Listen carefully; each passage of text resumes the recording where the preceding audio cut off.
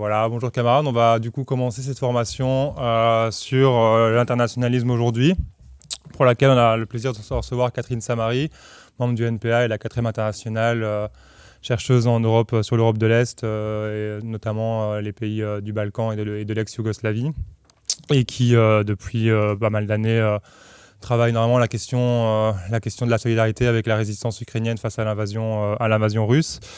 Donc, pourquoi on a fait ces formations-là aujourd'hui? Pourquoi on a décidé d'axer la journée du samedi de notre week-end à Mons sur la question internationaliste? C'est parce que ça ne vous aura pas échappé, on le dit un peu partout, qu'on est en train de changer d'ère géopolitique, que le monde post-1945 est en train de bouger avec Trump 2.0, avec le retour de l'impérialisme très cru auquel on fait face actuellement, que ce soit en Ukraine, que ce soit à Gaza, ou ailleurs par ailleurs, on est effectivement dans une période de bascule, et une période de bascule, ça signifie que pour s'orienter, c'est pas forcément si facile que ça, et donc on avait envie aujourd'hui de prendre le recul pour voir qu'est-ce que ça veut dire aujourd'hui être internationaliste dans cette période de turbulence, comment est-ce qu'on arrive à garder une boussole guidée par la solidarité avec les peuples qui luttent pour leur existence et pour leur auto-organisation. C'est de ça dont on va parler aujourd'hui. Donc je vais directement laisser la parole à Catherine, en te remerciant encore pour nous parler de tous ces sujets extrêmement importants aujourd'hui pour lutter en tant que militant internationaliste. Merci beaucoup Mélodie, merci beaucoup pour cette invitation et cette occasion d'une discussion que j'espère un vrai dialogue. C'est-à-dire c'est un travail collectif face à une situation effectivement complexe, et où je ne suis pas un professeur rouge qui donne les réponses, mais effectivement quelqu'un qui essaye d'introduire, de soulever les fils conducteurs possibles de notre problématique avec l'expérience que j'en ai, mais avec la conviction qu'il s'agit véritablement d'un travail de réflexion collective sur des sujets complexes. Alors, les grandes questions, donc le thème qu'on a choisi, donc c'est dans l'actuel contexte chaotique évoqué par Mélodie, géopolitique, quel internationalisme par en bas et contre tous les rapports de domination. Alors le titre à lui-même donne quelques fils sur les axes. Les grandes questions, effectivement, qu'on va se poser dans cette introduction notamment, c'est d'abord quel rapport de domination géopolitique dans le monde, notamment post-1989-91, 89-91, c'est la fin de l'URSS, du monde dit bipolaire. On pourra revenir sur cette qualification, mais avec donc l'émergence de nouvelles puissances, de nouvelles forces. Alors, je n'ai pas vu, je crois, le livre de Gilbert Achcar en librairie, là, mais sur la nouvelle guerre froide. Est-ce que c'est le terme adéquat? C'est un terme qui était utilisé pour décrire les conflits du siècle précédent. Est-ce qu'on peut parler d'un nouveau monde bipolaire avec l'impérialisme occidental, les États-Unis, l'OTAN, et puis la Russie, la Chine, et comment les caractériser? Ou est-ce que c'est ce vocabulaire-là et cette perception-là n'est pas adéquate? On va en discuter. Et plus précisément, donc, l'idée, c'était, et j'essaye d'y répondre, d'ancrer cette introduction, non pas dans des généralités, mais dans le contexte de la guerre en Ukraine, c'est-à-dire aussi donc de cette Ukraine post-1989-91, donc Ukraine indépendante après la fin de l'URSS. Et est-ce que le conflit et la guerre, maintenant qui est dans la 4e année à laquelle on assiste, s'interprète comme une menace, comme un conflit fondamentalement, comme c'est présenté par une partie des gauches internationales? Je n'adhère pas à cette vision, mais c'est une vision qui a sa légitimité qu'on doit discuter. Est-ce que c'est un conflit qui s'interprète en termes de conflit OTAN ou impérialisme occidental contre Russie, en quelque sorte, où l'Ukraine ne serait qu'un proxy, c'est-à-dire un intermédiaire qui camoufle les intérêts réels, notamment de l'OTAN? Ou est-ce que c'est cette façon de présenter les choses précisément supprime la réalité historique du peuple et de la nation ukrainienne dans un rapport de domination spécifique, avec bien évidemment des aides, des alliés, des alliances qui ne sont pas neutres, avec des intérêts à mettre en évidence derrière ces alliances. Donc, quelle résistance face à ce monde un peu chaotique où, y compris l'arrivée de Trump bouscule beaucoup de présentations. Quelle résistance existe-t-il, donc toujours dans les questionnements, existe-t-il une sorte de multilatéralisme progressiste avec ce qu'on appelle les BRICS? Dans les BRICS, il y a notamment Russie et Chine, outre Brésil, etc., et Afrique du Sud. Est-ce que c'est un multilatéralisme progressiste face à l'impérialisme dominant, entre guillemets, qui reste toujours dominant aux États-Unis? Comment s'insère aussi, quand on parle de rapport de domination, comment s'insère au sein des questions nationales, néocoloniales, donc de domination géopolitique, les dimensions de classe, de genre, de sexe.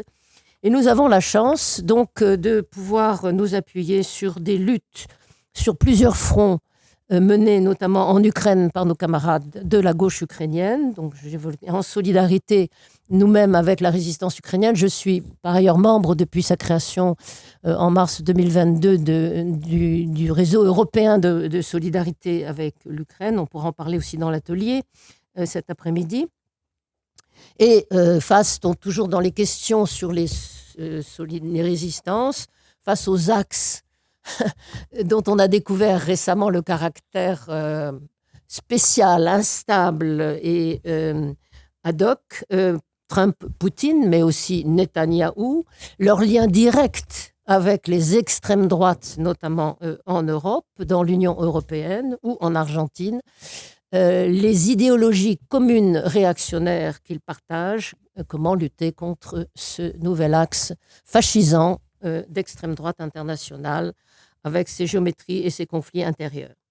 Alors, je propose 3 points en retenant les suggestions que Mélodie avait faites et que je trouvais très, très bonnes. Donc, 3 points. Donc, je vous propose. Donc, premier point, donc tout de suite, quel internationalisme et quelques bases et questions ouvertes pour définir notre problématique. Deuxième grand point, on verra des points de repère historiques sur les enjeux et les contextes des questions ukrainiennes spécifiquement. Et un retour en troisième point, donc sur les principaux débats qui traversent les gauches et notre problématique, notamment face à cette guerre qui n'est pas simple à interpréter, celle qui concerne l'Ukraine.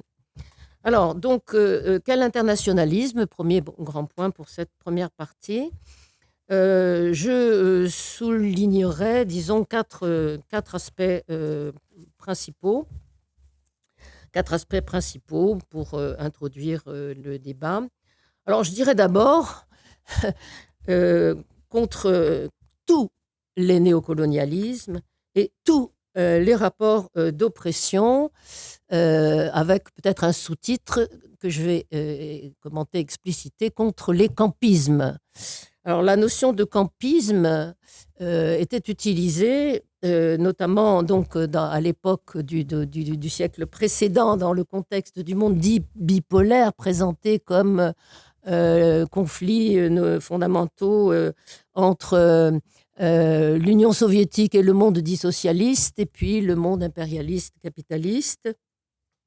Et le campisme consistait, face aux conflits traversant ces systèmes et les opposants, d'avoir une hiérarchie d'un ennemi principal, donc notamment ça pouvait être donc l'ennemi principal impérialiste, capitaliste, et donc dans le contexte de ces premiers et le campisme consistait dans la lutte contre l'impérialisme des États-Unis ou occidental, à ne pas critiquer l'Union soviétique, à ne pas critiquer ce qui se passait au sein du camp socialiste. Bon.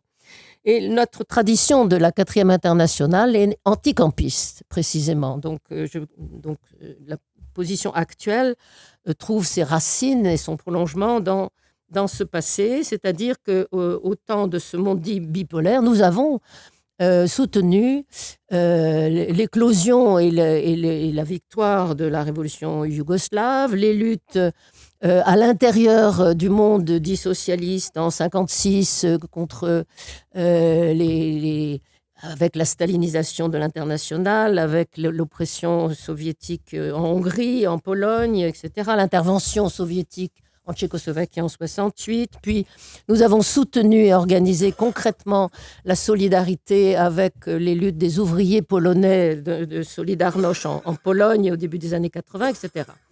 Donc cette tradition qui impliquait ce que les autres nous reprochaient, c'est-à-dire de soi-disant donner des armes à l'ennemi principal occidental en critiquant ce qui se passait comme rapport d'oppression à l'intérieur du monde socialiste. Nous considérions au contraire que cela consolidait la résistance anticapitaliste et ce n'était pas indépendant d'une autre dimension politico-théorique de notre courant, qui est ce qu'on a appelé donc l'analyse, la théorie de la révolution permanente.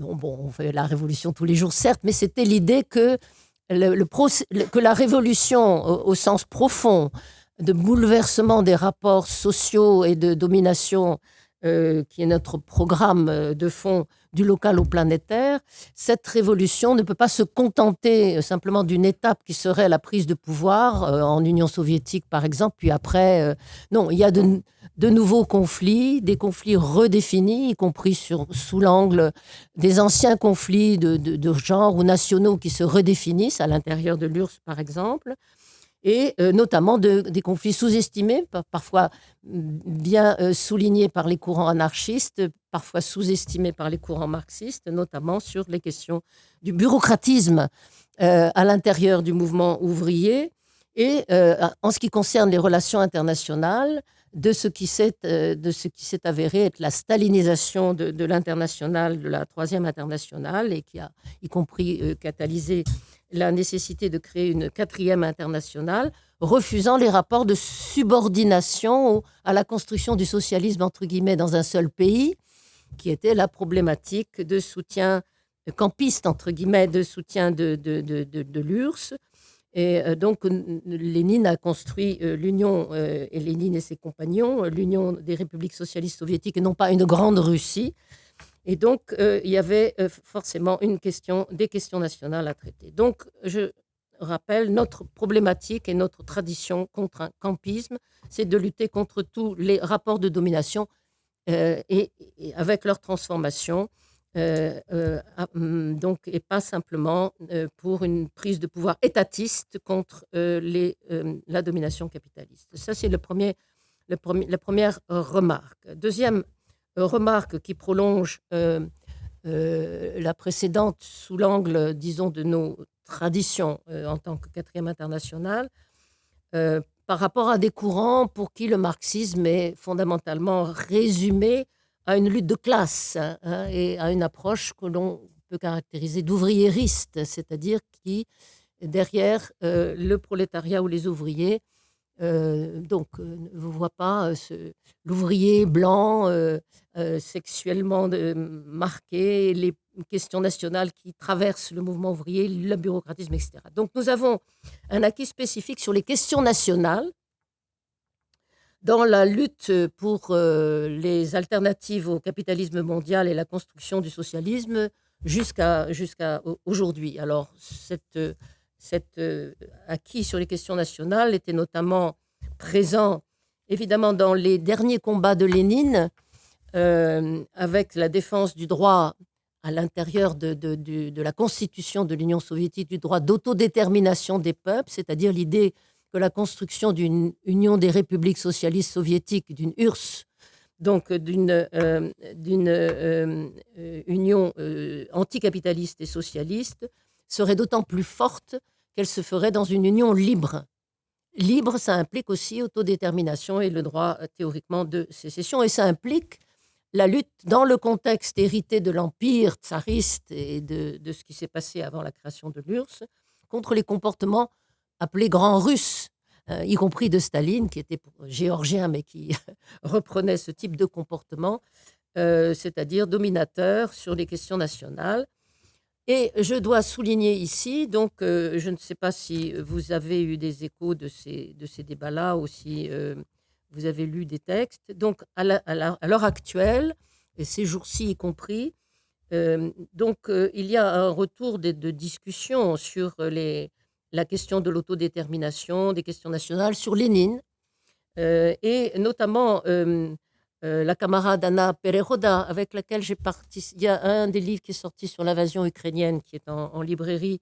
Nous avons contribué à plusieurs approches, notamment Anna, qui est une camarade ukrainienne qui vit en Suisse, que vous pourrez inviter d'ailleurs, de la gauche ukrainienne, soulignait les limites, selon elle, de ce qu'était la reconnaissance par Lénine du droit d'autodétermination. De même, si vous avez un livre qui vient de sortir d'un de nos camarades, d'ailleurs, polonais, Zbigniew Kowalewski, qui a écrit un livre qui s'appelle Les révolutions ukrainiennes, je crois, quelque chose comme ça. Il est particulièrement axé sur les questions nationales, notamment donc ukrainiennes. Dans le réseau de solidarité avec l'Ukraine, il y a Vincent Présumé, qui provient d'autres traditions trotskistes et tout ça. Tous ces camarades ont soulevé des questions sur lesquelles on peut y avoir un débat, sur les limites, de leur point de vue, de ce qu'était la dénonciation par Lénine du projet grand russe. Et pour eux, le fait que Lénine défendait un projet d'union socialiste avec planification et une organisation politique et territoriale qui impliquait certaines hiérarchies, certains organismes de liaison, c'était, selon eux, une limite à l'autodétermination des peuples et aux proclamations de Lénine. Ce point, à mon avis, est un point de discussion, ce n'est pas évident, mais en tout cas, c'est certain que c'est une tension, de reconnaître. Donc, dans le même moment, Lénine combattait le comportement grand russe et considérait important la reconnaissance du droit d'autodétermination des peuples jusqu'au droit de se séparer dans la constitution d'une union libre socialiste, mais en même temps, il construisait une union avec des éléments hiérarchiques, planificateurs, centralistes. Et pour certains camarades, ceci était contradictoire. Est-ce que ça l'était? Jusqu'à quel point ça crée évidemment des tensions? En tous les cas, on pourra discuter de ça, mais un point très important de notre tradition et de celle de Lénine, c'est la distinction entre nation dominée et nation dominante, c'est-à-dire la reconnaissance dans les questions nationales de rapports de domination et donc d'un internationalisme concret qui implique, et ce jusqu'à aujourd'hui, et j'avais proposé notamment dans les textes d'appui pour ce débat, la résolution du Comité international, la 4e internationale adoptée en 2023, la reconnaissance du droit de résistance. Quand on considère qu'il y a un rapport de domination, ça veut dire qu'on a le droit de résister et qu'il y a une logique internationaliste de soutien à cette résistance. Ça ne vous dit pas quelle est la meilleure façon de résister. Résister avec ou sans armes à la main. Et de cette problématique-là implique évidemment un réseau de solidarité. Donc, c'est ce que nous exprimons encore aujourd'hui, évidemment, plus que jamais, avec la transformation de l'URSS en Russie, avec la restauration capitaliste et les pouvoirs de Poutine, la protestation contre les comportements grands russes vis-à-vis de l'Ukraine, hérités d'un passé long, exprimé par Poutine, et par conséquent, notre solidarité avec la résistance de l'Ukraine à l'agression russe. Alors, troisième remarque, la dénonciation de ce qui existe n'implique pas que nous avons un modèle tout ficelé, comme élaboré en chambre. Là, nous sommes aussi dans une tradition longue, qui est également celle de Marx, tout simplement aussi, qui se refusait à lire dans le marc de café et à entrer dans les détails de ce que pourrait être une alternative socialiste au capitalisme qui est dénoncée dans Le Capital. Bon. Mais évidemment, ça ne veut pas dire que nous n'apprenons pas de l'histoire, donc pas de modèle, certes, mais pas non plus d'absence d'expérience et de leçons, y compris depuis Marx et dans le XXe siècle. Bon. Mais en tous les cas, le refus de modèle, le refus de l'idée d'un avant-gardisme autoproclamé et d'une quatrième internationale ou de ces sections qui se proclameraient avant-garde incarnant une vérité, entre guillemets, historique toute faite, signifie l'accent, dans ce donc, troisième point sur la question des réponses, l'accent mis sur l'auto-organisation. L'accent mis contre les réponses dogmatiques, sur l'auto-organisation des communautés opprimées elles-mêmes, sur l'autodétermination de ces communautés opprimées et sur notre écoute et notre insertion là-dedans. Ça ne veut pas dire qu'on est passif, on n'est ni donneur de leçons, ni professeur rouge, ni passif. On a aussi des choses à apporter, mais on doit convaincre et pas imposer comme des professeurs rouges.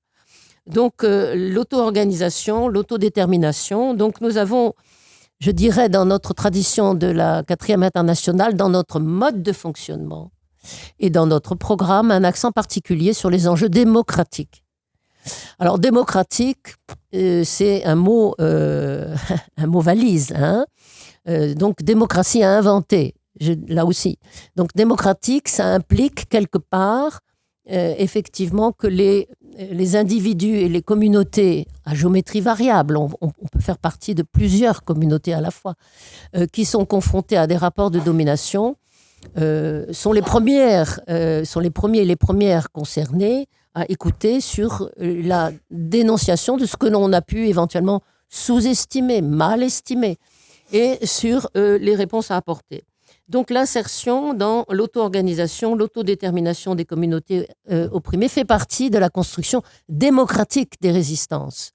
Mais évidemment, on ne peut pas proposer une construction démocratique des résistances si nous-mêmes on n'applique pas aussi dans notre propre fonctionnement des mêmes règles. On a modifié considérablement, d'ailleurs avec la critique de certains camarades de tradition marxiste, trotskiste, autres que nous, qui nous considèrent un peu comme des petits bourgeois laxistes dans la façon de fonctionner, parce que précisément, nous avons inséré dans notre mode de fonctionnement la prise en compte de l'oppression des femmes, de l'oppression LGBT, des rapports de domination, du bureaucratisme.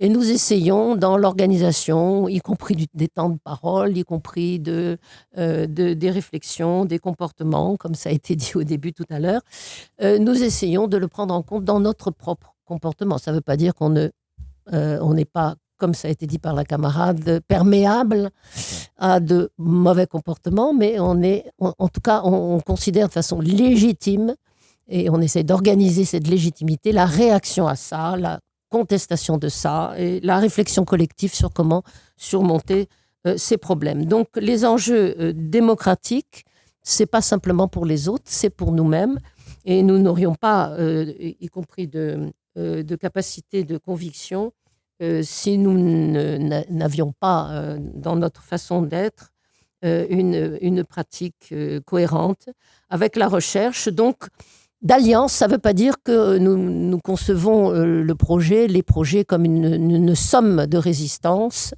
mais nous œuvrons à la construction, j'aime bien le mot de pluriversalisme, universalisme, pluriversalisme concret, c'est-à-dire quelque chose qui dépasse effectivement l'atomisation des uns des autres, mais qui modifie aussi les consciences. Ce faisant, c'est un pluriversalisme concret progressiste qu'on veut construire, qui incorpore précisément l'acquis et les transformations des consciences et des réponses aux problèmes d'oppression, et qui implique précisément, je parlais de démocratie, donc des réflexions sur comment fonctionner démocratiquement avec des ajustements possibles à inventer dans les luttes et dans notre propre fonctionnement. Alors, quatrième point, donc, de cette première partie, ça veut dire aussi que fait partie de notre internationalisme, si je peux dire, concret face à ce monde et à ces rapports de domination, une conscience nécessaire des limites et des retards de nos propres élaborations, de nos propres débats, de nos propres bilans. Donc moi, je suis un dinosaure trotskiste.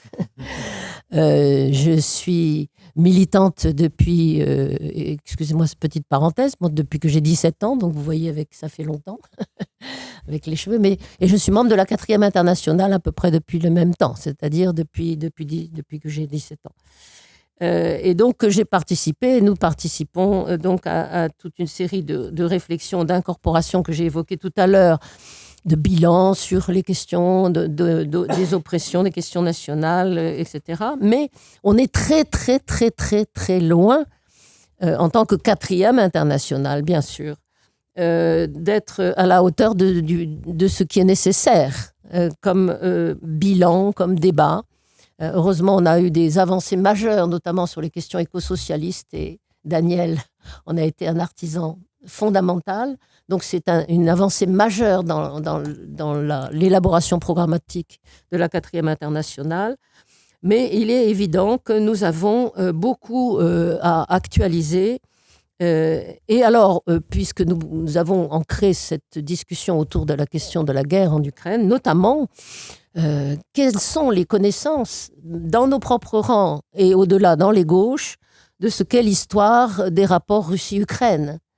Quelles sont les connaissances à l'intérieur de la 4e internationale des débats, y compris qui ont traversé les marxistes ukrainiens? Ernest Mandel, notre camarade, était très admirateur de Roman Rozdolski, dont vous auriez pu avoir un livre ici qui n'est pas publié il y a 2 ans chez Sileps, qui est une critique. C'est un marxiste ukrainien, critique d'Engels, une critique marxiste d'Engels, fraternelle mais sévère, sur l'approche qu'avait Engels face notamment aux révolutions de 1848 du siècle précédent, sur les nations dites non historiques. Dont les nations slaves étaient censées ne pas être capables de construire un projet politique, étatique, et donc d'être reconnus comme historiquement réels, et voués à se subordonner du coup à des empires, à avoir des attitudes réactionnaires. Or, la révolution yougoslave, les révolutions qui ont traversé le monde ont montré que cette vision était erronée. Donc, et figé.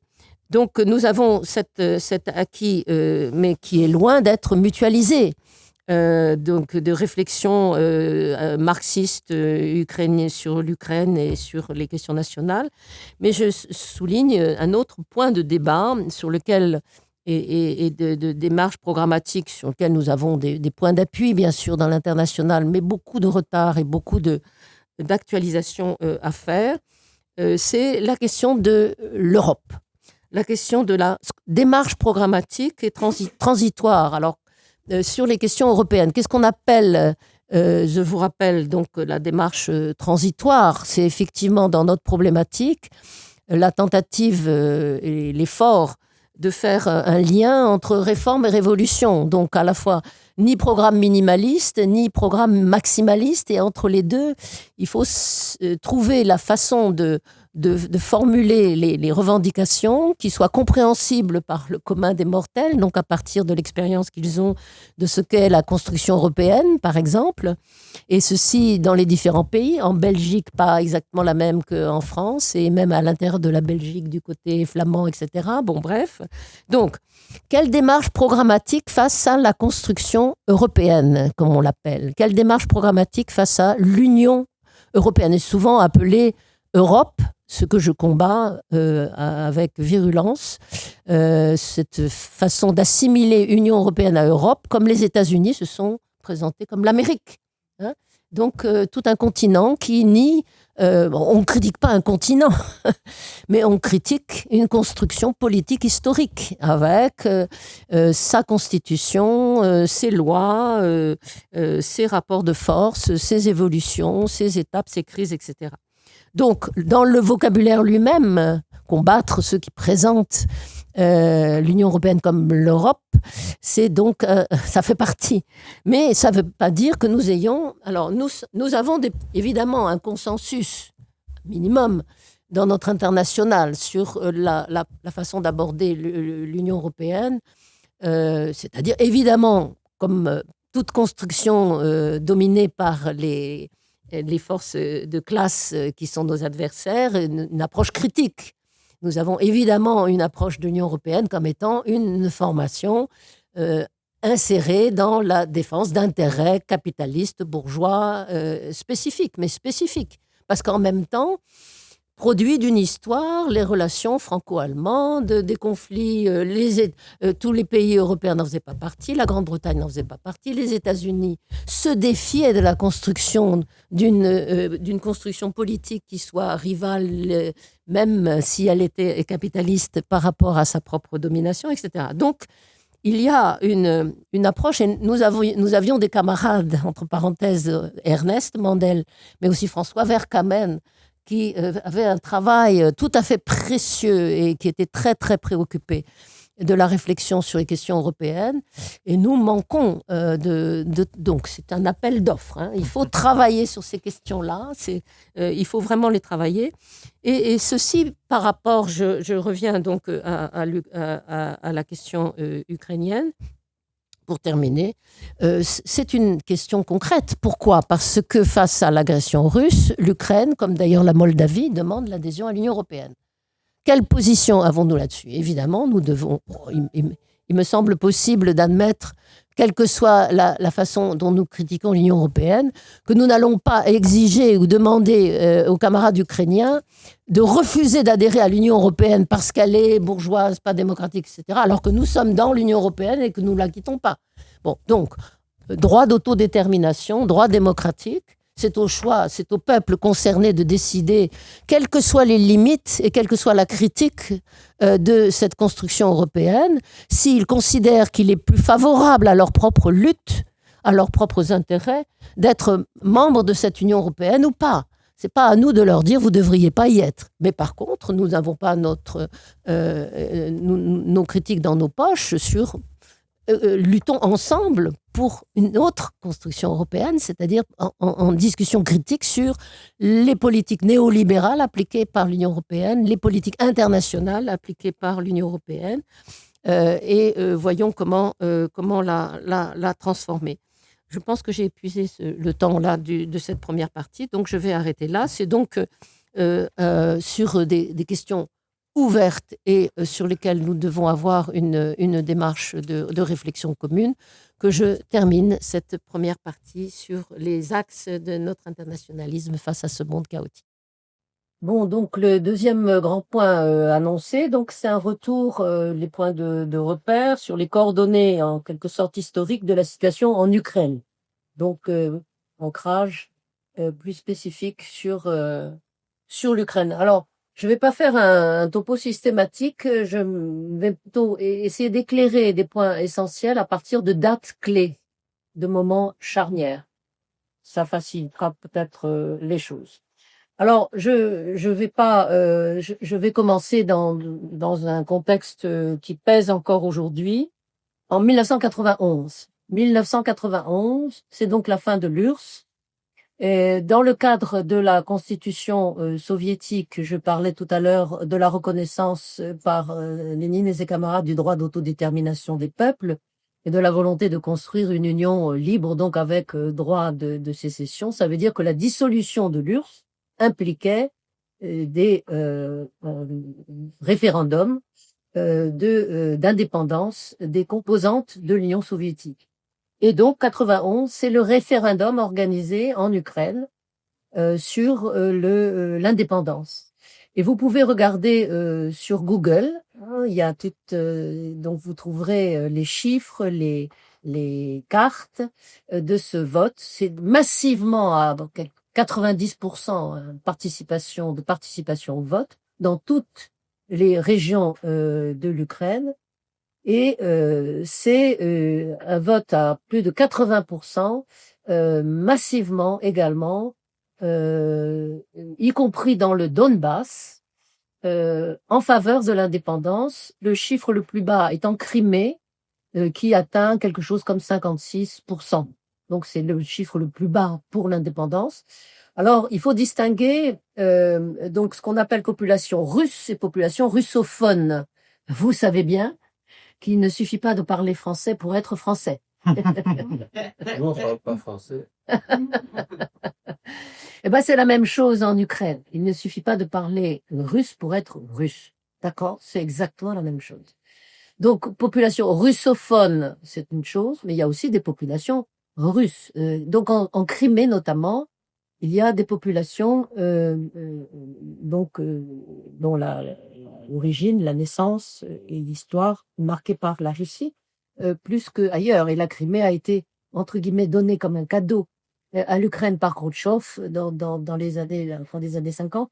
Bon, donc, ce n'est pas tout à fait de la même nature du point de vue de son insertion dans l'histoire ukrainienne que le Donbass. Si vous regardez, j'aurais dû donc une carte de l'Ukraine, donc, souvent, on évoque deux Ukraines, une Ukraine plus industrielle et massivement russophone, avec des liens très étroits avec l'ancienne, donc les différentes phases de la Russie, et puis une Ukraine plus tournée vers le reste de l'Europe, notamment occidentale, etc. Donc dans l'autre partie, mais dans l'ensemble, tout le monde. Donc l'ukrainien et le russe sont deux langues slaves, et la majeure partie de la population comprend et parle le russe, pas forcément parle l'ukrainien. Entre parenthèses, le président actuel Zelensky fait partie de la partie plus russophone et plus ouvrière, qui est pas très loin du front, Kryvyi Rih. Il est né là-bas et il ne parlait pas ukrainien. Il parlait le russe et il a appris à parler l'ukrainien, et notamment c'est important pour le soutien de la langue ukrainienne, évidemment, de le parler. Ça ne veut pas dire qu'on devient ethniciste et qu'on rejette ceux qui parlent le russe. Donc distinguons en tout cas donc russophone et russe, et encore plus, n'assimilons pas être russophone et sécessionniste pro-russe. Donc les catégories politiques et la façon dont on se perçoit à l'intérieur de l'Ukraine doit être analysée concrètement et dans son évolution, et pas de façon simpliste à partir de le simple critère de la langue. Mais donc, 1991, je disais, le référendum illustre ce que je viens de dire, c'est-à-dire que notamment dans la partie la plus russophone, la plus ouvrière, la plus liée à la Russie, il y a un vote massif en faveur de l'indépendance de l'Ukraine. Quand je dis massif, c'est de l'ordre de 80% à cette époque-là. Donc, ça ne veut pas dire qu'il n'y a pas de conflit. Quel pays est sans conflit? D'accord. Donc, conflits régionaux, nationaux, linguistiques n'impliquent pas nécessairement qu'on ne se considère pas comme ukrainien, qu'on ne se reconnaît pas dans l'Ukraine. Alors évidemment, les différents gouvernements vont accentuer ou parler des différents conflits. Mais 91 est donc un point important pour répondre à la question: est-ce que l'Ukraine existe comme nation-peuple? En tout cas, c'est elle qui le décide, et elle l'a décidé en 91. D'accord? Deuxième date importante, 94. 94, c'est une date, 1994, de 3 mémorandums, notamment donc le mémorandum dit de Budapest, qui ont rapport avec le traité de non-prolifération des armes nucléaires, négocié à l'époque, sous la pression et l'intérêt majeur des États-Unis et de la Grande-Bretagne d'ailleurs.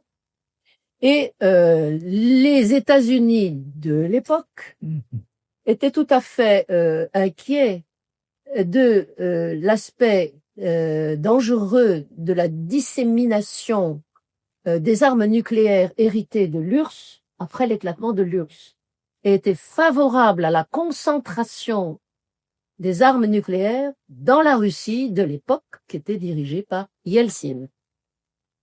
Et donc, le mémorandum de Budapest est un traité signé entre la Russie et l'Ukraine. Alors, il y en a un autre avec le Kazakhstan et un autre avec la Biélorussie sur les mêmes sujets, en présence d'émissaires des États-Unis et de la Grande-Bretagne, en faveur d'un deal qui dit l'Ukraine rend, bon, c'est la même chose pour les autres pays, donc l'Ukraine transmet à la Russie de Yeltsin son arsenal nucléaire, moyennant le fait que la Russie respecte les frontières de l'Ukraine. Donc c'est la reconnaissance de l'indépendance. C'est très intéressant pour souligner, évidemment, d'une part, la modification des rapports internationaux, le fait que dans les années 90 et face aux questions notamment du nucléaire et à la construction d'une grande puissance, immense puissance nucléaire qui est la nouvelle Russie, les États-Unis sont favorables à la concentration des forces nucléaires en Russie. Et pour la reconnaissance en même temps, bien sûr, de l'indépendance de l'Ukraine. Donc ça, 1994, et il est évident que nous sommes, et là j'élargis au niveau des dates, les décennies, les années 90 et 2000. Donc, point de repère. Si vous voulez, les années 90 et début des années 2000, en ce qui concerne les rapports OTAN par rapport aux anciens pays d'Europe de l'Est et à la Russie. C'est marqué par quoi? C'est marqué par les partenariats OTAN Europe de l'Est, partenariat OTAN Russie, partenariat. Vous avez, j'étais dans le train, j'ai acheté le Monde Diplo, là, il y a un gros article sur ce sujet, des derniers diplômes, qui revient sur ça. Bon, donc, c'est important pour la vision et contre la vision de ceux qui présentent le maintien de l'OTAN et la guerre actuelle comme étant une guerre OTAN contre Russie. Donc, c'est zappé complètement. Donc, ce qu'a été la phase, notamment des années 90. Alors, Yeltsin au pouvoir, il avait tendance à boire un peu trop, il était certainement très méprisé aux États-Unis. Mais en même temps, bon, celui qui représentait la Russie, et puis lui succède à partir de 2000, en gros, Poutine. Donc, Yeltsin, années 90, Poutine depuis 2000 et jusqu'à aujourd'hui, d'accord? Avec des changements constitutionnels. Et même l'arrivée de Poutine au début des années 2000 ne modifie pas fondamentalement les rapports de partenariat Russie-OTAN. Je vous rappelle les guerres en Tchétchénie. Il y a eu 2 guerres en Tchétchénie, donc contre le, entre guillemets, danger musulman. Le nouvel ennemi qui était qui remplace le communisme par rapport à la légitimation du militarisme occidental et de l'impérialisme US, le nouvel ennemi, c'est l'islamisme. Et Poutine, Yeltsin d'abord, puis Poutine, au début des années 2000, partage cette idéologie contre l'islamisme en légitimant sa sale guerre dévastatrice en Tchétchénie, de ce combat commun contre l'islamisme. Et il est soutenu par l'OTAN. Enfin, soutenu au sens où il n'y a aucune critique. Aucune critique. Bon. Donc, il y a un rapport d'alliance, de partenariat, pas clair, parce que y compris la question est posée, et c'est rappelé dans les articles de ce mois-ci du Monde Diplo, la question de l'adhésion, y compris de la Russie à l'OTAN, est explicitement posée. L'adhésion à l'OTAN. L'adhésion d'un grand machin comme ça à l'OTAN, c'est un peu bizarre. Et puis il y a dans le monde des États-Unis et occidental, évidemment, des héritages d'hostilité. Alors, quand Gilbert Achcar parle de nouvelles guerres froides, etc., des conflits, il y a des éléments de vrai, bien sûr, dans toute une partie des classes politiques dirigeantes du monde occidental, notamment états-unien, d'hostilité historique, d'hérité de défiance envers la Russie, la Chine, etc. Mais c'est pas, mais Trump montre, y compris dans ses revirements et dans ses relations avec Poutine, y compris de haut et de bas, de tout ce que vous voulez, le caractère instable et nouveau et pas simple de cette vision-là où la notion de guerre froide n'est plus pertinente. N'est plus pertinente. Elle est dans un autre monde beaucoup plus complexe où il y a des intérêts croisés profonds. Les intérêts croisés de la lutte contre l'islamisme pour légitimer leur propre pouvoir, bon, mais aussi les enjeux de l'énergie, du gazoduc. Et pour l'Allemagne, la construction du gazoduc avec la Russie était un enjeu du point de vue de l'économie d'énergie et du prix en Allemagne fondamental. Fondamental. Donc, les liens financiers, énergétiques, militaires, idéologiques avec la Russie, du côté de l'Union européenne, notamment de l'Allemagne, de l'Italie, de la France, sont très importants, avec des intérêts croisés. Et au niveau des États-Unis, la classe politique peut être divisée, à la fois intéressée à des rapports nouveaux avec la Russie, et y compris avec des intérêts d'investissement dans les secteurs énergétiques, etc., majeurs, mais en même temps, beaucoup plus préoccupée que par la Russie, la classe politique dominante des États-Unis, à différents moments, à différents gouvernements, est préoccupée de l'autonomisation possible d'une relation Union européenne-Russie, Allemagne-Russie, et de construction de pôles, y compris énergétiques, qui se passent de l'énergie des États-Unis.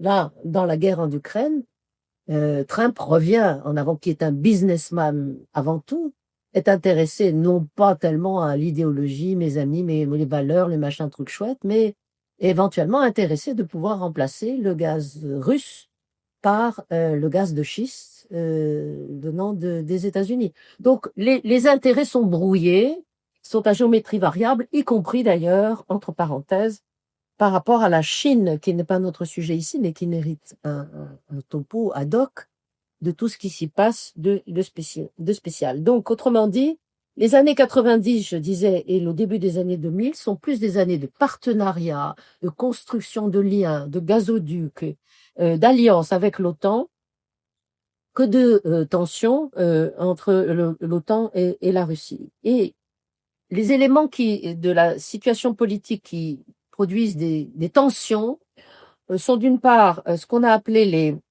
d'une part sont les mouvements sociaux en Russie même, donc de contestation du pouvoir de Poutine, etc. Et Poutine va être amené à consolider un pouvoir répressif contre ces éléments contestataires sociaux.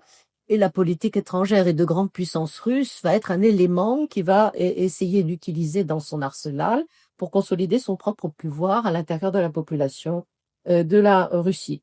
Mais il y a aussi les conflits de l'ex-Yougoslavie.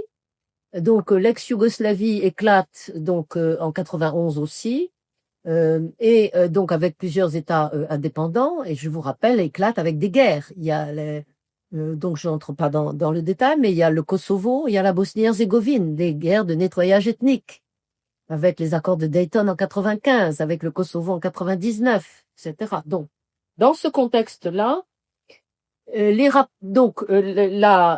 Russie est insérée, par exemple, dans la négociation des accords dits de paix dans l'ex-Yougoslavie, avec ou sans l'ONU, et si possible, en essayant de ramener l'ONU pour essayer de donner une légitimité aux accords. Bon, donc c'est pas non plus donc dans ce conflit géopolitique, ce désordre de la guerre yougoslave, la Russie est certes alliée plutôt des pouvoirs et des pouvoirs politiques serbes, bosno-serbes, mais elle n'est pas dans une position de conflit ouvert par rapport aux forces occidentales, mais plutôt de partenariat, en essayant de faire jouer effectivement un socle de l'ONU dans la gestion du conflit. Mais il y a des tensions. Il y a des tensions de ce qu'on appelle les révolutions colorées des années 2000 dans l'ex-URSS. Il y a eu une première explosion sociale, d'ailleurs en Ukraine au début en 2014. Il y a la Géorgie, il y a eu plusieurs conflits et c'est dans ce contexte que s'insère ce qu'on a appelé la révolution de la dignité de Maïdan. Maïdan, c'est le nom de la place centrale de Kiev en 2014. Donc, Maïdan intervient dans le contexte de mouvements donc sociaux contre les pouvoirs qui restent dictatoriaux à l'intérieur des nouveaux États indépendants et du caractère bureaucratique et des conflits sociaux associés à ça, avec notamment l'aspect, en ce qui concerne l'Ukraine, ce que je vous disais, les deux Ukraines, l'une plus ouvrière, l'autre plus petite bourgeoise, tournée vers l'Occident, etc., etc. Donc 2014, Maïdan est un élément important de d'Axe, mais attention, le Donbass ouvrier et industriel proche de la Russie ne fait pas sécession à cette époque. Poutine ne pousse pas à la Poutine certains courants qui prennent position à l'intérieur du Donbass voudraient la sécession, mais Poutine est contre.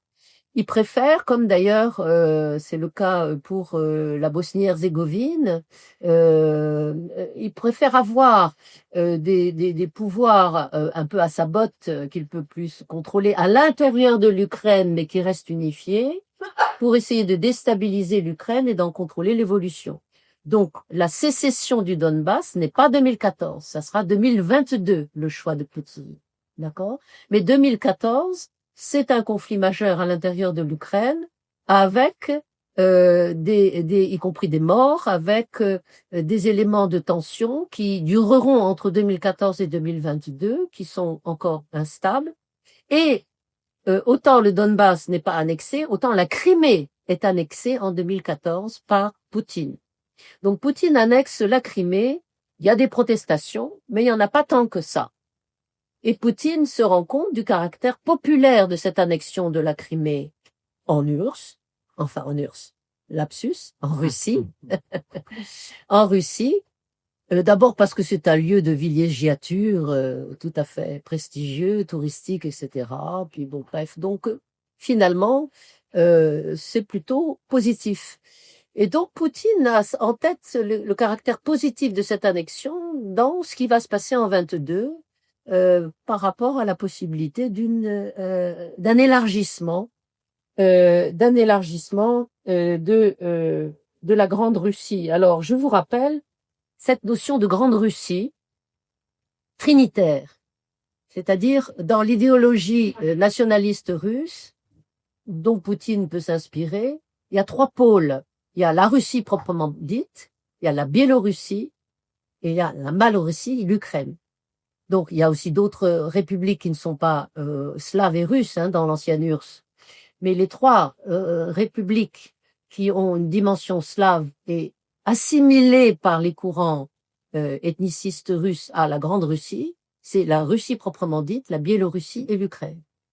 Donc, cette trinité joue un rôle spécifique dans la consolidation de l'identité grand russe de Poutine et donc dans la façon dont il orgne vers l'Ukraine, en s'appuyant sur des conflits qui vont surgir en 2021, notamment en Biélorussie, avec appel des dirigeants biélorusses à Poutine pour l'aider. Donc, il se consolide son pôle vers la Biélorussie, aux frontières de l'Ukraine, et du coup, il orgne vers l'Ukraine.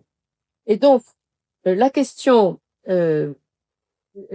qui se pose dans l'analyse et dans les débats, c'est quand on se situe en 2021-22, donc à la veille de l'invasion par Poutine du Donbass puis de l'Ukraine, quel est le contexte?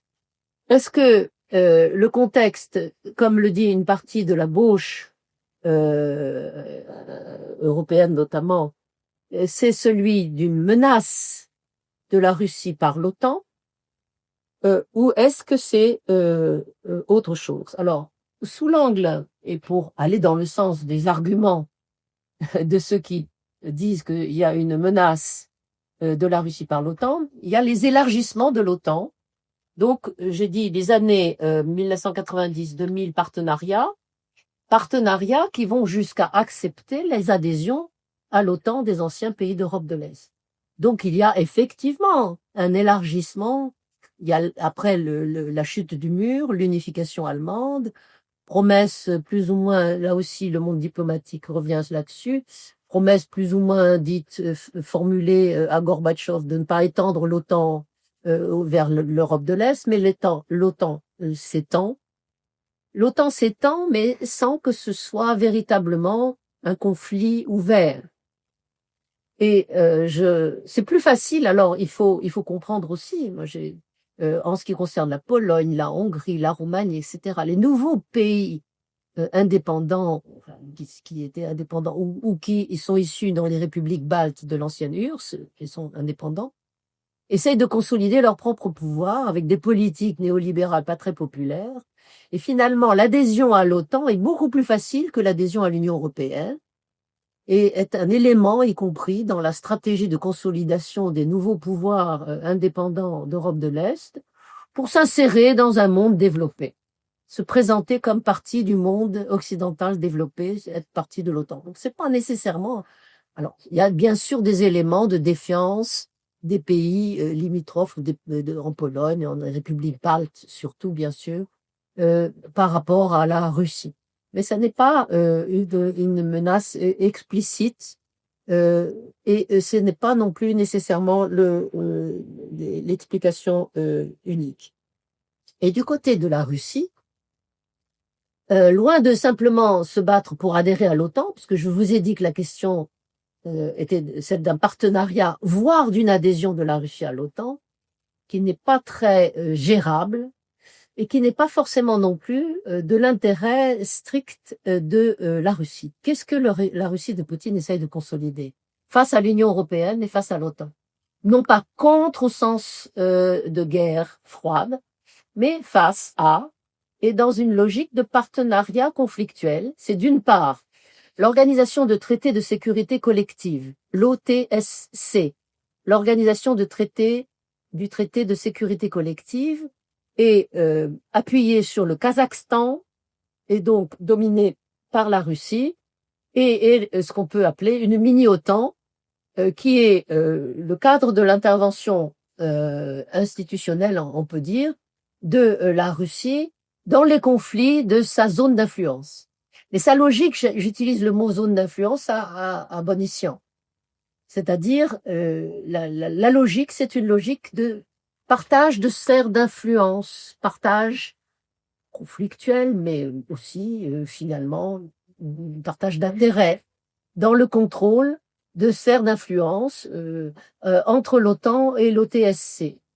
Donc, l'organisation de traité de sécurité collective n'est pas nécessairement anti-OTAN, mais une mini-OTAN, avec une relation, entre guillemets, ouverte en ce qui concerne ces relations. Deuxièmement, sur le plan socio-économique, face à l'Union européenne, il y a plusieurs pays de l'ancienne bloc, entre guillemets, soviétique qui adhèrent à l'Union européenne ou de l'ancienne URSS qui adhèrent à l'Union européenne. Je vous ai dit que ce n'était pas si facile que ça à faire. Bon. Et donc, mais Poutine ne va pas demander l'adhésion de la Russie à l'Union européenne. Donc, qu'est-ce qu'il construit ? De la même façon qu'il construit l'Organisation de traité de sécurité collective, il construit l'Union sur le même mode que l'Union européenne, l'Union économique eurasiatique, l'UEEA, l'Union économique eurasiatique, qui s'appuie notamment sur des liens noués avec d'anciennes républiques de l'URSS, notamment la Biélorussie, le Kazakhstan, etc., et qui fonctionne avec des critères et un mode de fonctionnement analogue à l'Union européenne. Analogue à l'Union. C'est-à-dire, ça n'est pas une logique anticapitaliste du tout, c'est une logique capitaliste. Deuxièmement, ça reconnaît différents États, mais ça crée des institutions communes. Ça crée des institutions communes, ça gère un marché commun, ça gère une tarification, ça gère des droits de douane, etc. D'accord ? Donc, ces deux institutions, l'OTSC et l'Union, donc l'Organisation de traité de sécurité collective et l'Union eurasiatique, l'Union économique eurasiatique, sont créées avant 2022. Donc, au tournant de ces années-là, en quelque sorte, pour équilibrer la notion et donner une concrétisation institutionnelle plus forte à la notion de partenariat. C'est pas du tout simplement une guerre froide de ce point de vue-là. C'est pour ça que je n'adhère pas trop à ce vocabulaire qui me paraît pas qui décrit des éléments de continuité de conflits réels, mais qui ne décrit pas bien la nouvelle situation, je trouve, des rapports internationaux. Alors, évidemment, dans le contexte de 2022, donc je disais, quelle est la situation? Est-ce que c'est une menace de l'OTAN? Je vous ai dit, oui, il y a élargissement, mais est-ce que c'est une menace?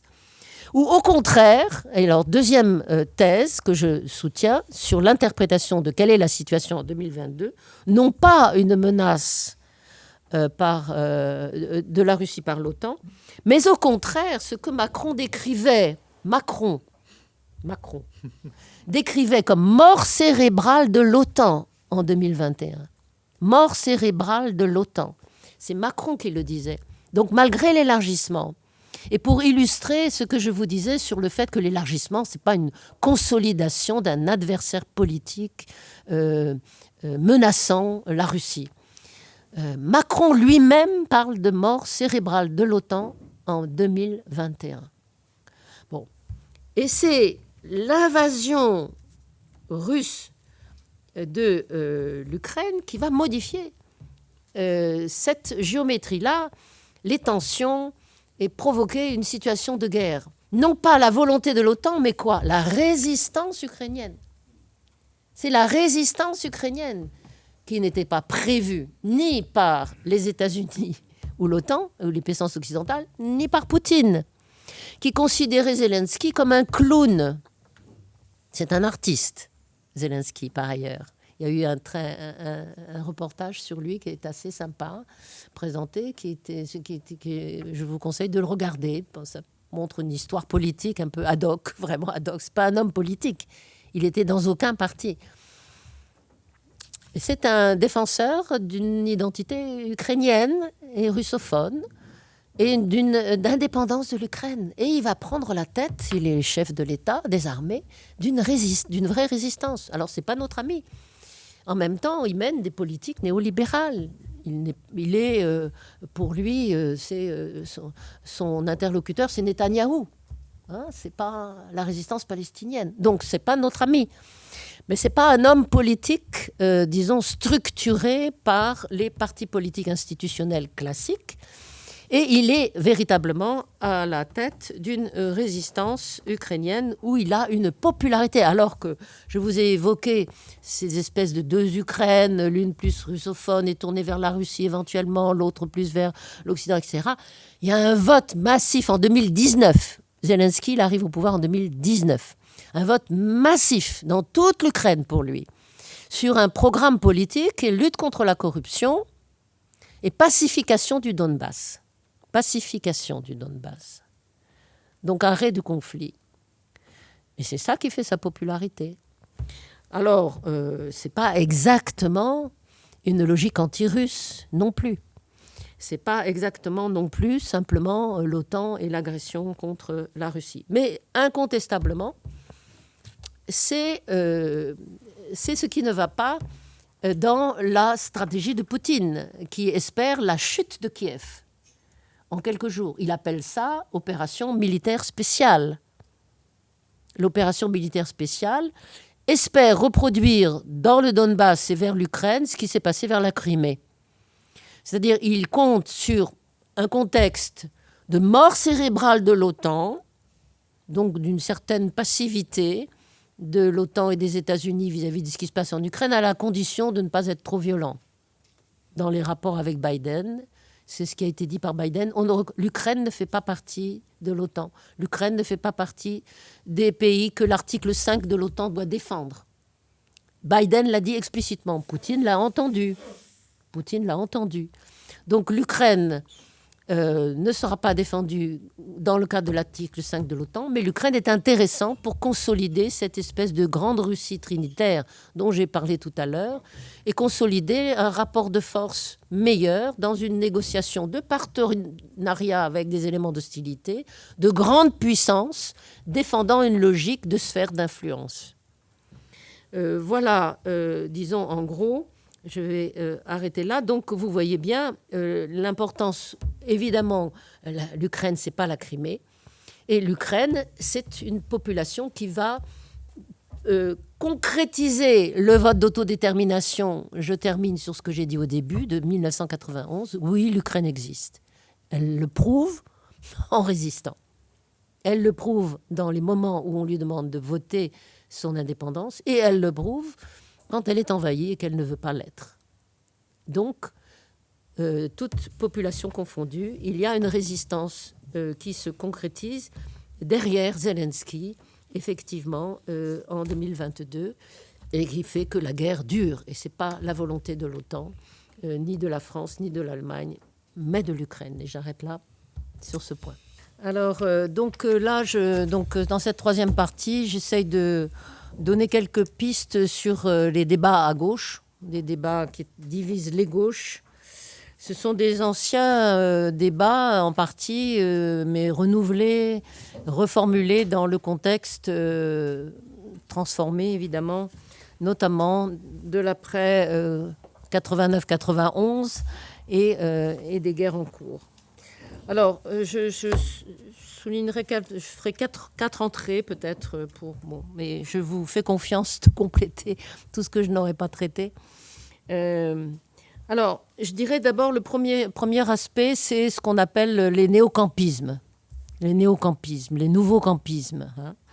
Donc, j'ai déjà un peu évoqué le point, mais donc j'y reviens de façon explicite. Et il est certain que les courants, c'est-à-dire campisme au sens de ce que j'évoquais tout à l'heure, c'est-à-dire de sélectionner dans le monde géopolitique un ennemi principal et de se définir dans le camp contre cet ennemi principal et de refuser, occulter, minimiser la critique des autres ou de l'autre camp éventuel. Bon. Donc c'est ça qu'on appelle campisme. Hein. C'est associé à l'idée d'un ennemi principal et d'une concentration de la critique sur cet ennemi principal. Alors on a plusieurs types de campisme, et il faut une analyse concrète qui dépend des pays, des régions, y compris donc c'est intéressant de voir votre expérience en Belgique, l'expérience qu'on peut avoir en France, etc. Mais enfin bon, donc ça dépend des courants politiques historiques auxquels on est confronté. Évidemment, il y a, je disais, des questions anciennes et nouvelles. Pourquoi ? Parce qu'il y a un héritage de l'ancien campisme dans la vision de l'URSS, et qui était, y compris, abordé par les partis communistes institutionnels officiels, ou ensuite, en ce qui concerne la Chine, par les pro-chinois, etc. Bon, de façon non critique contre l'impérialisme US, contre l'impérialisme occidental. Bon, alors l'héritage de ce qui est advenu de l'URSS ou de la Chine, entre parenthèses, donc, lègue des visions idéologiques du passé qui pèsent aussi sur la vision du présent, parce que, y compris, il y a l'absence souvent des approches très idéologiques, et non pas d'analyse concrète des situations concrètes, avec la complexité des notions, des concepts pour décrire ce qui se passe, et notamment donc toute une série de courants qui avaient des traditions pro-URSS, en quelque sorte acritiques, deviennent pro-Russie en assimilant largement, souvent, éventuellement la Russie de Poutine à une résistance, effectivement, à l'ennemi principal. Donc un seul impérialisme, donc un premier type de campisme, où le seul impérialisme est celui occidentale que l'on connaît le mieux, les États-Unis, qui par ailleurs effectivement est une puissance qui reste dominante, même si elle est en crise dans son mode de domination, sa capacité de domination et dans sa gestion du monde. ou l'OTAN, avec là aussi une absence d'analyse. L'OTAN fantasmée. Bernard Dreano, je ne sais pas si vous connaissez, donc a écrit plusieurs textes intéressants que je peux, entre parenthèses, vous pouvez en voyant sur mon site, donc à csamari.fr, m'écrire, me téléphoner, me demander des textes ou des liens que vous n'auriez pas. Mais donc, on peut trouver donc dans les réseaux et les discussions récentes, notamment des contributions. J'évoquais Bernard Dreano, il y a Claude Serfati, etc. Bon, sur l'analyse de la militarisation du monde, des nouvelles menaces, de l'OTAN, etc., des aspects fantasmés ou des aspects réels. Bon, tout ça mérite débat. Mais donc, le premier type de néocampisme qu'on a, c'est celui qui considère qu'il n'y a qu'un seul véritable impérialisme, c'est celui des États-Unis ou de l'OTAN. Bon. Alors, il y a en même temps dans les fronts, alors évidemment, quand on est dans les fronts, c'est mon cas notamment dans les fronts de soutien à la résistance ukrainienne, dans les fronts, on se trouve avec des courants beaucoup plus larges. On ne leur demande pas d'adhérer à toute notre analyse, bien sûr. On doit pouvoir avoir une démarche ouverte et des débats. Mais on trouve aussi, notamment dans les courants ukrainiens avec lesquels on peut militer, en soutien à l'Ukraine, un autre campisme inverse, c'est-à-dire un campisme anti-russe, avec une absence de critique de l'Union européenne, de l'OTAN, de l'impérialisme US, avec une apologie même, une démarche apologétique inverse des institutions de l'Union européenne et de ce qu'est l'Union européenne. Donc évidemment, on ne peut pas non plus adhérer à ça sans pour autant renoncer à avoir des actions communes. Mais donc, comment gérer ça ? C'est effectivement un point qu'il faut débattre, notamment en fonction des courants concrets, des alliances qu'on veut nouer, de la nature des fronts, de qui est dedans. Hein, bon. Alors, deuxième ensemble de points qui rejoint un peu le premier, mais que je distingue un peu dans les débats, c'est les notions de paix et de guerre. De paix et de guerre. Donc, la confrontation, on est confronté à ce qu'on peut appeler, donc avec des réunions européennes, internationales, etc., un mouvement pacifiste contre la guerre. Alors évidemment, nous sommes contre la guerre. Nous sommes pour la paix. Mais donc, quelle est la façon... Alors, primo, ces courants pacifistes, il faut les analyser concrètement. Il y a ceux qui sont... D'abord parce que les situations de conflit sont complexes. Il y a de bonnes raisons d'être contre la guerre. C'est vrai que la guerre produit des désastres.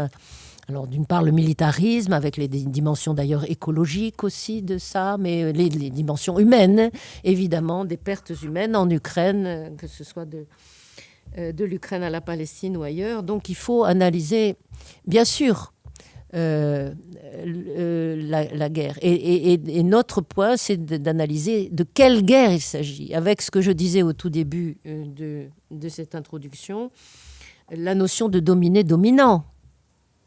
Hein, sur la Palestine par rapport à Israël, sur l'Ukraine par rapport à la Russie. Et l'existence de nations dominées ou de nations dominantes ne signifie pas qu'à l'intérieur de la nation dominée qui résiste, il n'y a pas non plus de conflit. Alors,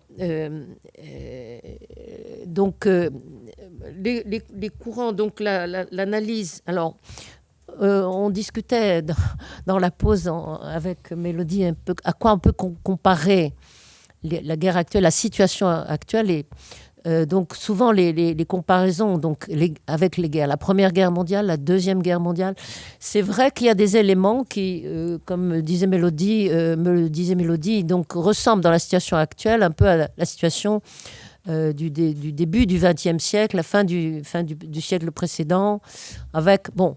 Il y a des intérêts. Certains courants disaient d'ailleurs que les intérêts économiques et les investissements empêcheraient qu'il y ait une guerre, et ils se sont trompés. Bon, donc c'est vrai qu'on ne peut pas dire que le fait qu'il y ait des intérêts économiques croisés et des investissements, y compris États-Unis, Chine ou Russie, n'implique pas une situation de conflit. Bon, mais Donc, en même temps, il y a effectivement un problème de partage du monde et partage des ressources. Est-ce qu'elles sont limitées? En partie limitées. Donc, des enjeux, mais aussi de renouvellement de ressources dramatiquement découvertes, comme derrière la fonte des glaces, ou de remodification, remodelage, reconfiguration des ressources par les innovations technologiques. Alors c'est vrai que dans les grandes révolutions technologiques du siècle passé, la vapeur, l'électricité et l'intelligence artificielle, là aussi, petit échange qu'on avait, c'est pas la même chose, mais il y a là toute une analyse concrète à faire. Donc derrière les guerres, derrière les enjeux des alliances, les enjeux de contrôle de ressources et comment les nouvelles ressources et les nouvelles technologies interviennent dans cette reconfiguration. Et là aussi, donc, je ne maîtrise pas du tout et j'appelle les camarades à travailler sur donc, ce qui est abordé notamment donc, dans ce numéro du Diplo sur le coup d'État de la technologie autoritaire derrière l'IA, derrière les nouvelles technologies, les rapports de pouvoir. Et l'opacité de ces rapports de pouvoir dans le contrôle des classes dominées, mais aussi des enjeux géopolitiques internationaux. Les rapports de pouvoir qui se nouent, les enjeux de contrôle des terres rares, etc. Donc, derrière les courants pacifistes, et dans la discussion avec les courants pacifistes, la discussion concrète de quelle guerre il s'agit, quels sont les intérêts géopolitiques et géoéconomiques ou économiques des forces impliquées, et pas forcément rester accroché à des comparaisons historiques, même si elles ont un intérêt, essayer d'analyser ce qui est nouveau, ce qui est changeant, ce qu'on ne maîtrise pas bien, ce qui n'est pas clair, ce qui est à géométrie variable. Et là, avec Trump, on en découvre. Trump, Poutine, Netanyahou, leur lien avec les extrêmes droites, les changements de casquette parfois d'une semaine à l'autre dans les discours. Donc, c'est bon.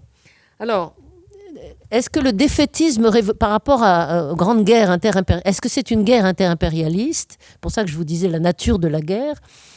La plupart du temps, ces courants omettent l'analyse concrète de ce qu'est l'Ukraine. L'Ukraine n'est qu'un proxy dans une guerre interimpérialiste autant Russie. Alors, s'ils ont raison, il faut prôner le défaitisme révolutionnaire. Et vous voyez des courants pacifistes. Donc là, on a des échanges ces derniers jours avec des camarades, y compris venant de la gauche russe, qui sont confrontés à des attaques concrètes venant de certains courants, dont la logique politique pacifiste, honnête ou pro-Poutine cachée, je laisse ouverte la question, c'est de défendre tous les déserteurs de Russie et déserteurs d'Ukraine. Évidemment, nous sommes pour le droit d'objection de conscience en Ukraine, bien sûr. Et bien sûr, nous défendons les déserteurs dans leur droit d'objection de conscience face à des guerres concrètes. Est-ce que ça veut dire que les déserteurs russes et les déserteurs ukrainiens, c'est la même chose? Non, pas du tout. Parce que nous défendons aussi le droit à la résistance avec ou sans armes, et donc avec armes. Ça, c'est un débat, je vais y revenir après, qui n'est pas évident. Mais donc, personnellement, je suis convaincue de la nécessité, face à la puissance agressive russe, d'une résistance ukrainienne armée et non armée. Ça veut pas dire qu'on utilise n'importe comment les armes. Et ça ne veut pas dire qu'on est apologétique de l'armée ukrainienne et de Zelensky qui le dirige. Je l'ai dit tout à l'heure, c'est une lutte sur plusieurs fronts. Et donc, de ce point de vue-là,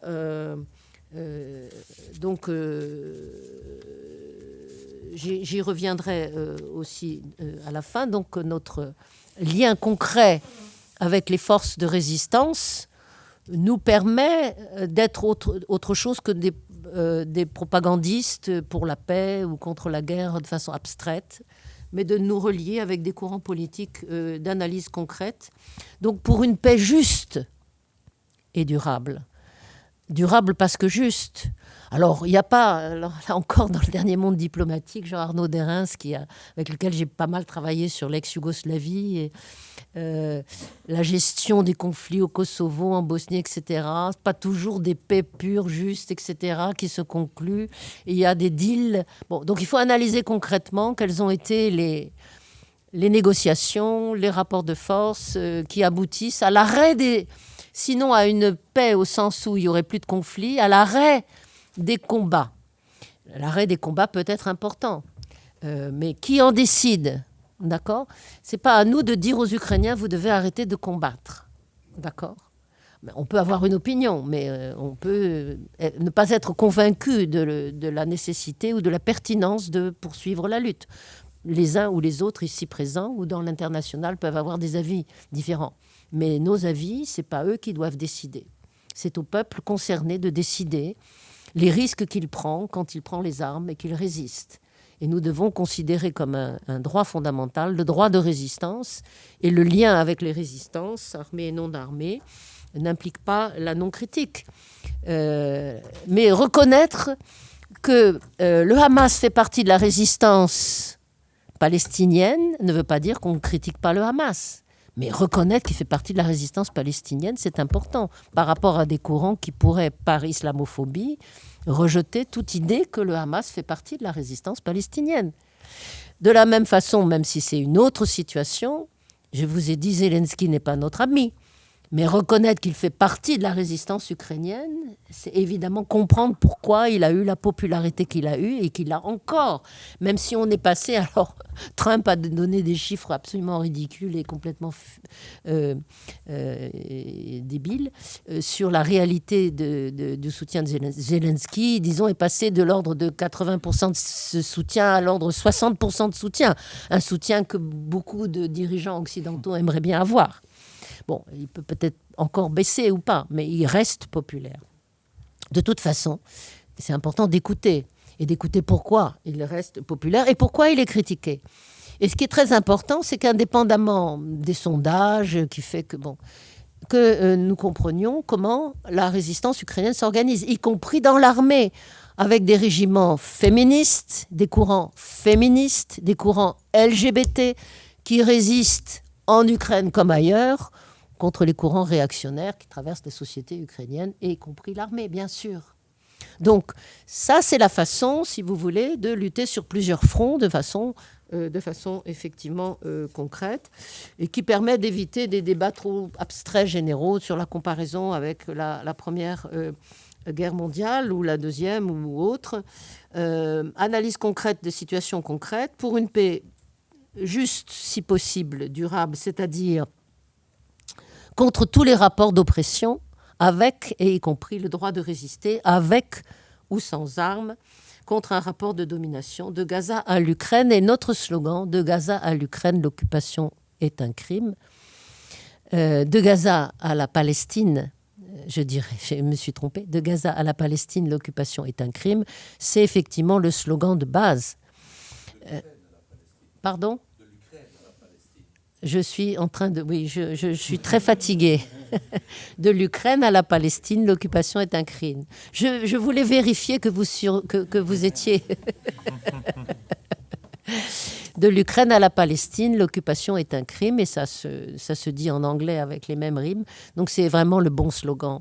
C'est le bon slogan qui nous permet, y compris, de démystifier les discours soi-disant de défense de valeurs de ceux qui soutiennent l'Ukraine, mais qui effectivement se taisent sur les éléments de génocide qui se passent sur Gaza. Donc c'est très très important d'avoir cette problématique contre tous les néocolonialismes de l'Ukraine à la Palestine, et au-delà, avec... en France, les enjeux de discussion, c'est pas la même situation, c'est pas la même nature de conflit, mais la Kanaki, donc aussi les dimensions coloniales. Pour la Belgique, les dimensions coloniales, etc. Dans chacun des pays,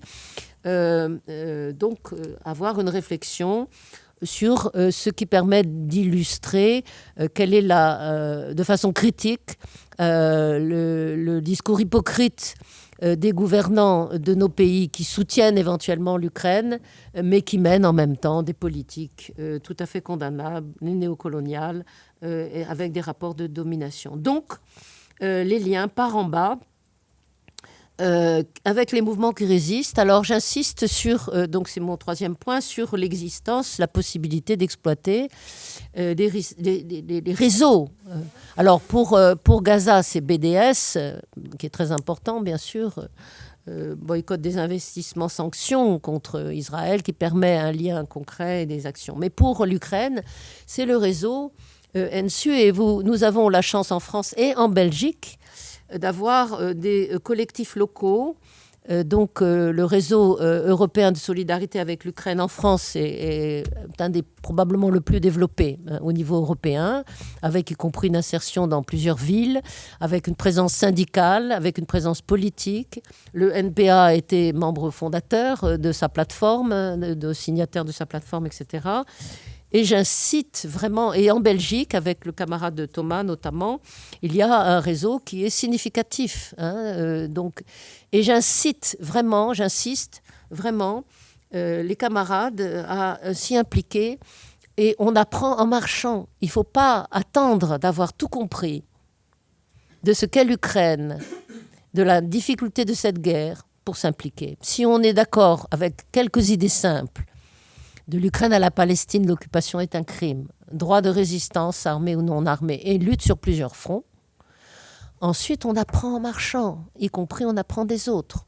Moi, quand je me souviens qu'à l'époque des guerres au Kosovo et en ex-Yougoslavie, très peu de camarades s'impliquaient parce qu'ils trouvaient que c'était très compliqué, cette guerre en Yougoslavie. Quels sont les bons, les méchants C'était pas simple. La guerre en Ukraine, à nouveau, c'est pas si simple. C'est beaucoup plus compliqué que les grilles de lecture qu'on pouvait avoir sur le Vietnam ou la guerre d'Algérie, disons. Donc, il faut surmonter la peur de ne pas en savoir assez, de ne pas jouer notre rôle d'avant-garde. Le rôle d'avant-garde, c'est aussi d'apprendre en marchant à partir de convictions de base. Lutte contre les rapports de domination et aide aux populations qui résistent. C'est largement suffisant pour s'insérer dans un réseau et pour se lier. Alors les liens concrets avec des camarades, je parlais tout à l'heure d'Anna Pereroda, il y a Daria Saburova, il y a des camarades qui ont écrit dans Contretemps, des camarades, il y a Denis Gorbache qui est aussi, il y a plusieurs camarades ukrainiens qui sont dans les pays européens qui peuvent voyager. Mais on peut aussi voyager et aller en Ukraine, des camarades qui sont allés en Serbie, mais vous pouvez aussi aller en Ukraine et vous pouvez avoir des contacts directs, des camarades donc en France. Notamment donc Nico et Manon ont fait, et vous pourrez l'exploiter, un long voyage en Ukraine et avec des films, ont filmé. Donc, d'une part, des collectifs de résistance, les organisations comme nos camarades ukrainiens Social Niru, des interviews, ils ont fait des montages vidéo. Il n'y a rien de tel qu'un montage vidéo et une discussion avec des camarades ukrainiens pour stimuler la solidarité et l'envie d'en savoir plus et d'apprendre. Donc les voyages, l'utilisation de reportages, de vidéos, les liens concrets, l'invitation de camarades ukrainiens. Alors quels sont les débats ? Je termine sur un quatrième point. Donc quelques débats et divergences qui peuvent nous traverser, qui sont compliqués. Alors, une fois qu'on a dit le droit de l'Ukraine à la Palestine, à résistance, l'occupation est un crime et le droit de résistance armée et non armée, que demande-t-on à nos gouvernements ? Alors, on a eu des débats, notamment à partir d'articles dans la presse du NPA, notamment de camarades qui n'étaient pas d'accord sur qui étaient d'accord avec l'idée que les Ukrainiens avaient le droit de demander, avaient toute la légitimité de demander des armes pour résister. Mais est-ce que nous devions nous relayer cette demande et nous adresser à nos gouvernements et leur demander des armes pour l'Ukraine ? Alors, certains camarades considéraient que ou même des revendications adressées à nos gouvernants ou à l'Union européenne de ce type pouvaient créer, ou avaient de leur point de vue le risque majeur de créer des illusions sur le caractère progressiste des gouvernements auxquels on s'adresse. Bon. J'écoute et je respecte ce point de vue, mais je ne le partage pas au sens où plus exactement, je pense qu'on peut répondre positivement à la préoccupation juste qu'il y a derrière, c'est-à-dire l'indépendance et la critique de nos gouvernants, tout en leur demandant des choses.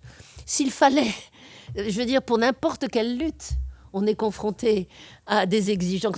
Quand on demande des droits sociaux, est-ce que ça ne crée pas l'illusion que c'est des gouvernements progressistes ? Bon, donc, la demande de droits, c'est une façon, y compris, de mettre à nu les contradictions de nos gouvernements, hein, et leurs discours hypocrites.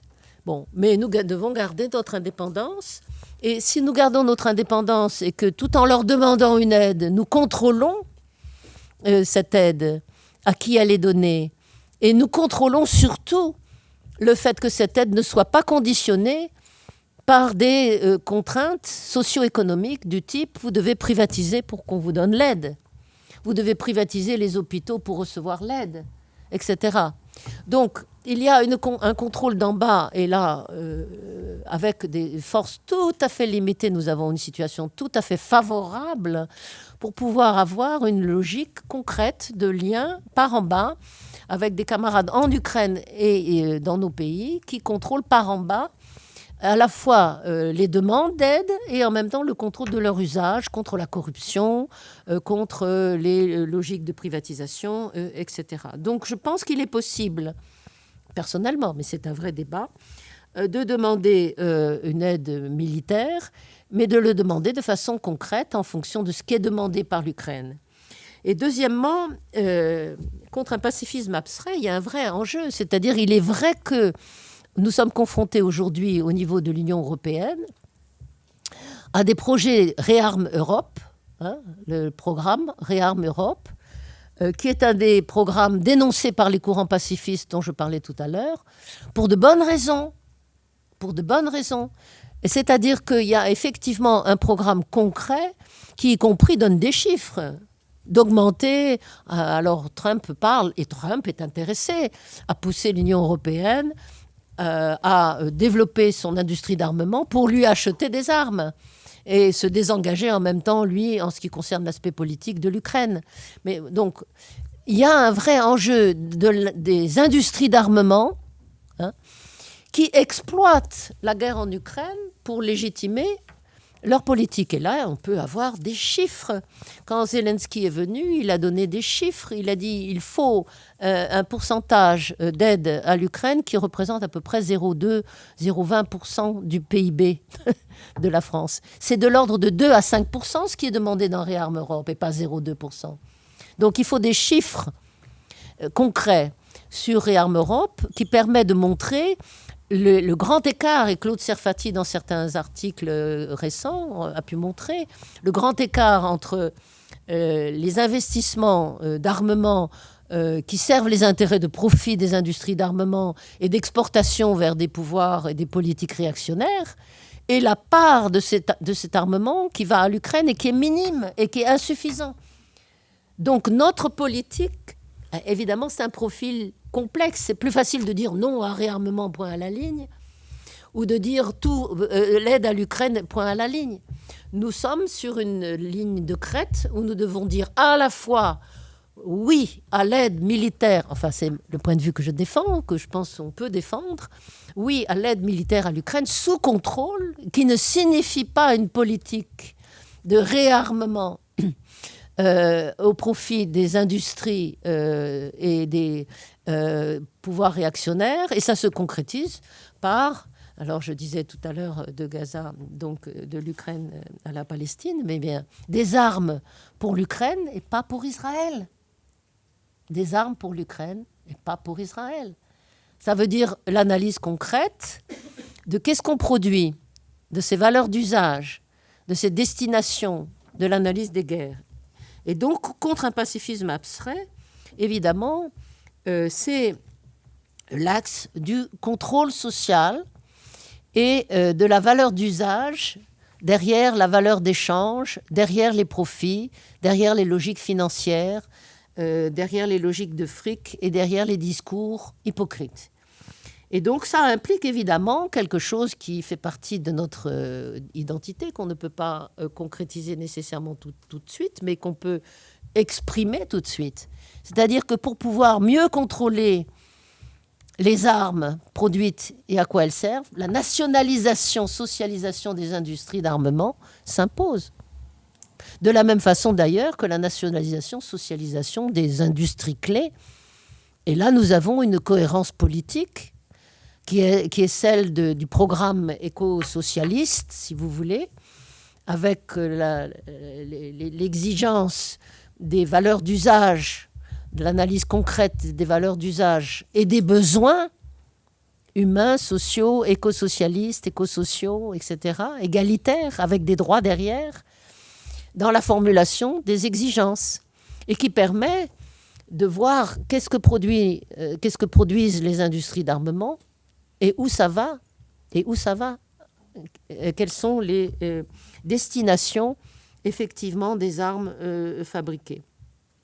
Et par conséquent, et je termine évidemment là-dessus, sur un axe qui structure toute cette présentation depuis le début, c'est l'enjeu démocratique contre l'enjeu dogmatique d'analyse abstraite, simplement paix, guerre, ou simplement anticapitalisme, comme si ça suffisait à répondre. On a besoin d'analyse concrète de quelle guerre il s'agit, à quoi servent les armes, et de savoir effectivement qui peut nous aider à contrôler tout ça. Donc, œuvrer à des débats démocratiques par en bas, au niveau européen, et avec une discussion. Je vous disais tout à l'heure, dans l'autre partie, les retards que nous avions sur les débats européens. Là aussi, une petite discussion avec Mélodie sur les problèmes de défense collective. Bon, quelles sont les menaces aujourd'hui et quel enjeu européen de défense collective ? Et là, de la même façon, si vous voulez, que pour l'Ukraine en particulier, nous devons à la fois nous opposer à une approche abstraite qui s'appuie sur la réalité, non pas simplement d'une menace, mais d'une guerre d'agression réelle qui fait des morts en Ukraine, qui détruit des barrages, qui détruit des villes, qui attaque des hôpitaux, des écoles, qui fait des victimes civiles tous les jours. Donc, à la fois contre une guerre et pas simplement une menace concrète, et deuxièmement, au-delà de ça, une discussion concrète sur quelles sont les menaces venant de Russie, après l'Ukraine, au-delà de l'Ukraine. Je ne crois pas à l'invasion de Bruxelles ou de Paris par l'armée russe. Mais évidemment, il y a ce qu'on appelle les guerres hybrides, multidimensionnelles, cybernétiques, etc. Et puis, il y a les interventions possibles aux frontières de la Russie, du côté de certaines républiques baltes qui sont menacées. La Pologne se sent menacée éventuellement. Je ne sais pas si c'est réel. Mais en tout cas, la capacité de nuisance concrète est plus grande, évidemment, aux frontières de la Russie que si vous vous éloignez de cette frontière. Mais notre solidarité doit être la même où que nous soyons. Ce n'est pas parce que nous sommes loin de la Russie que nous devons être aveugles par rapport aux dangers qui menacent et aux perceptions de menaces concrètes qui sont vécues dans les républiques baltes ou éventuellement donc en Roumanie ou en Pologne, etc. Donc nous devons nous lier là aussi aux populations concernées, écouter ce qui est dit, voir qu'est-ce qui est fantasmé et comprendre en tous les cas que Poutine peut instrumentaliser, y compris comme il l'a fait en Ukraine, des minorités nationales et toute une série de conflits pour renforcer son pouvoir de négociation avec des intérêts propres, donc spécifiques. Donc, en même temps, donc, qu'est-ce que ça voudrait dire une sécurité européenne, une sécurité collective européenne ? Et là, nous devons avoir une analyse critique. Je répète, à la fois des pourcentages de dépenses, donc des budgets qu'est-ce qui est alloué aux dépenses militaires par rapport à d'autres besoins, par rapport aux dépenses de santé, par rapport aux dépenses de culture, d'éducation, etc. Donc, concrétisation sur l'analyse des productions et des budgets au niveau des pays et au niveau de l'Union européenne, bien sûr, mais aussi analyse critique des armées. Alors, il y a eu toute une phase historique, notamment en France, donc je ne sais plus où vous en êtes, en Belgique, mais où les pouvoirs dominants ont plutôt privatisé, donc sont passés à une logique d'armée de métier, mercenaires. Mais la guerre en Ukraine est en train de changer ça. Et j'ai entendu des débats, je suis comme beaucoup d'autres, peut-être d'autres, donc les débats sur LCI, tout ça, les débats avec les militaires. Et j'entends l'évolution des discours qui sont influencés par l'efficacité d'un petit pays proportionnellement à ce qu'est la Russie, dans la capacité de résistance sur 4 ans, sur maintenant une 4e année, face à une puissance nucléaire russe massive. Et là, c'est l'aspect populaire de la résistance et pas l'aspect mercenaire. Et donc vous avez, y compris dans les forces dominantes, une possible évolution de la doctrine sur un retour vers éventuellement des conscrits, etc. Donc il faut suivre ça de près, faire l'analyse concrète, voir qu'est-ce qui se passe dans chacun des pays. Bon. Et évidemment, nous, de l'époque où nous avions effectivement la conscription en France, nous défendions une logique d'organisation des soldats, d'organisation démocratique des soldats, c'est-à-dire une défense démocratique, effectivement contre une armée, une logique autoritaire, une logique étatiste, et une logique où sous l'armée tu n'es plus un citoyen, tu n'es plus homme, femme, LGBT, etc. Donc, quelle sécurité collective? C'est multidimensionnel de la notion de sécurité. C'est à la fois les dimensions de justice sociale, environnementale, les menaces nucléaires, les menaces militaires, les menaces répressives, avec des liens avec les résistances populaires et leurs besoins. Et non pas, évidemment, le soutien au complexe militaro-industriel de nos pays ou de l'Union européenne.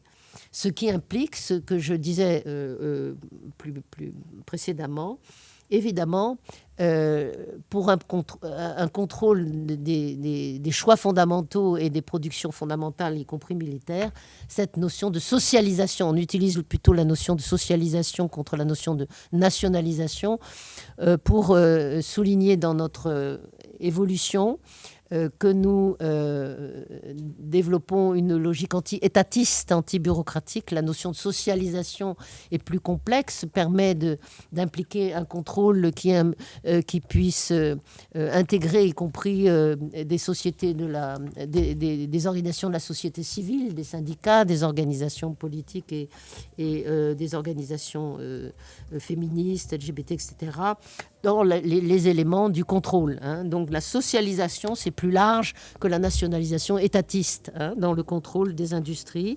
des solidarités, des aides et des choix.